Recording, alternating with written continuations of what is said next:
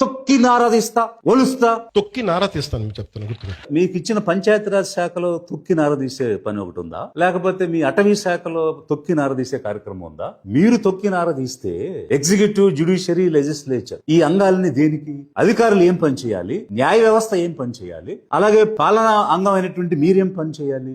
అసలు ఆ భాష ఏంటి? ఒక మంత్రిగా తొక్కి నారదీస్తా ఏంటంటే రాజ్యాంగం అనేది లేదా ఈ రాష్ట్రంలో? ఈ దేశానికి ఒక రాజ్యాంగం ఉంది కదా, రాజ్యాంగబద్ధంగా కదా పాలన సాగాలి. నేను తొక్కి నారదీస్తా, ఒలుస్తా, రిమూవ్ చేస్తా అంటే అదా మీ మంత్రిగా మీ జాబ్? అదా మంత్రిగా మాట్లాడే భాష? అదా? ఇది సభ్య సంస్కారమా? ఇది కనీసం బూడిదైనా ఇవ్వండి అని బిడ్డను కోల్పోయిన తల్లి అడుగుతుంటే ఈ గుంపు పార్టీల పాలనలో ఆంధ్రప్రదేశ్ లో శాంతి భద్రతలు ఉన్నాయా అని జనం ప్రశ్నించేటువంటి పరిస్థితి. ఎన్నికల ముందు పవన్ కళ్యాణ్ గారు వేరు, ఎన్నికలు అయిపోయి అధికారంలోకి వచ్చిన తర్వాత పవన్ కళ్యాణ్ గారు వేరు. రాజకీయాల కోసం, ఓట్ల కోసం ఒక ఆడబిడ్డను చెరిచి చంపేస్తే ఏమైపోయింది ఈ ప్రభుత్వం? న్యాయం చేయదా అని నిలదీసి, అరిచి, గీపెట్టి, రోడ్ షో చేసి సుగాలి ప్రీతి 14 ఏళ్ల బిడ్డని స్కూల్కి వెళ్తే 10 మందిని నాశనం చేస్తే దాన్ని పట్టించుకోడు ఎవడు. ప్రీతి సుగాలి కేసు అధికారంలోకి రాగానే మొదటి ఫైల్ గా తీసుకుని న్యాయం చేస్తానని మన గవర్నమెంట్ ఫామ్ అవగానే ఫస్ట్ కేసు సుగాలి ప్రీతి తీసుకుంటాం.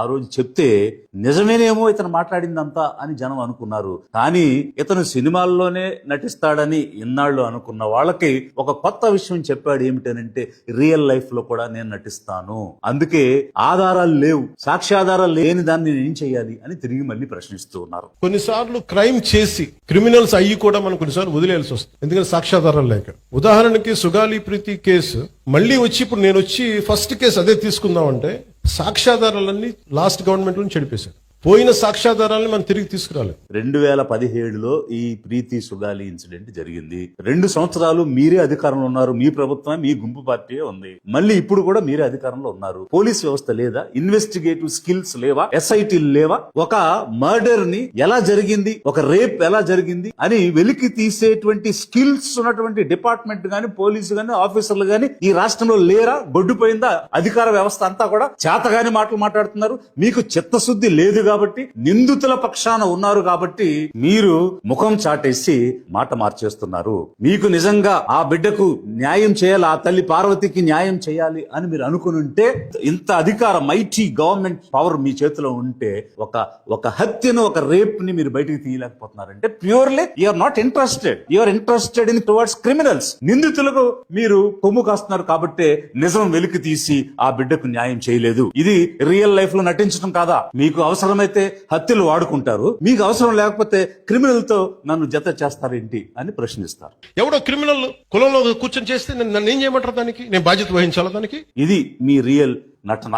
అధిక జనులు, సామాన్య పేద మధ్య తరగతి ప్రజలు గమనించాలి, గ్రహించాలి వీళ్ళ నిజ స్వరూపాలు ఏమిటి అనేది. ఎన్నికల ముందు వాళ్ళు మాట్లాడిన తీరేంటి, మాటలేంటి, ఇచ్చిన హామీలేంటి, అధికారం వచ్చాక ఏ విధంగా తప్పించుకునే ప్రయత్నం చేస్తున్నారు, ముఖం చాటేస్తున్నారు, డైవర్షన్ పాలిటిక్స్ ఎట్లా నడిపిస్తున్నారు అనేటువంటిది. అందుకే మన ఓటు ఎంతో విలువైంది.